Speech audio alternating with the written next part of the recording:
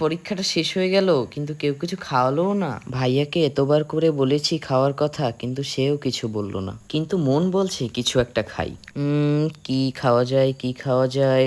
চলো একটা কিছু খেয়েই আসি। ভাবনাকে কাজে লাগিয়ে বেরিয়ে পড়লাম বাসা থেকে বের হচ্ছি এবং ভাবছি কি খাওয়া যায়। এক একটি পা বাড়াচ্ছি আর মনে হচ্ছে খাবার আমাকে ডাকছে।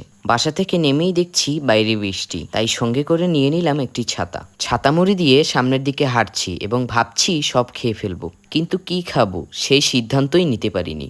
হাঁটতে হাঁটতে চলে এলাম মডেল মসজিদের সামনে। মডেল মসজিদের সৌন্দর্য দেখে অপরূপ দৃষ্টিতে কিছুক্ষণ তাকিয়ে রইলাম। এটা আমাদের মঠবাড়িয়ার মডেল মসজিদ। তারপরে হাঁটতে হাঁটতে চলে গেলাম রিহান মেডিকেল হলে। ওখান থেকে বাসার জন্য কিছু প্রয়োজনীয় মেডিসিন নিলাম। এটা আমার ফুফাতো ভাই রিহান ভাইয়ার মেডিকেল হল। তারপরে আবার খাওয়ার উদ্দেশ্যে পথ চলা। হাঁটতে হাঁটতে চলে এলাম রেস্টুরেন্টে। এসেই হাতিয়ে নিলাম মেনু কার্ড। তারপরে বেছে নিলাম পছন্দের খাবার। সাথে সাথেই খাবার হাজির। অর্ডার করেছিলাম নান রুটি ও চিকেন চাপ। খাবারের গন্ধ নাকের ভিতরে সুরসুরি দিচ্ছে, তাই আর দেরি না করেই শুরু করলাম খাওয়া। মুখে দেওয়ার সাথে সাথেই অনুভব করলাম, বাহ, খুব সুন্দর স্বাদ। খাওয়ার মাঝেই পার্সেল এসে হাজির, মনে হচ্ছিল ওটাও খেয়ে ফেলি। খাওয়া দাওয়া শেষ, সোনার বাংলাদেশ। পার্সেলটি নিয়ে এসেছি বাসায় রেখে যাওয়া অসহায় দুস্থ অসিবের জন্য।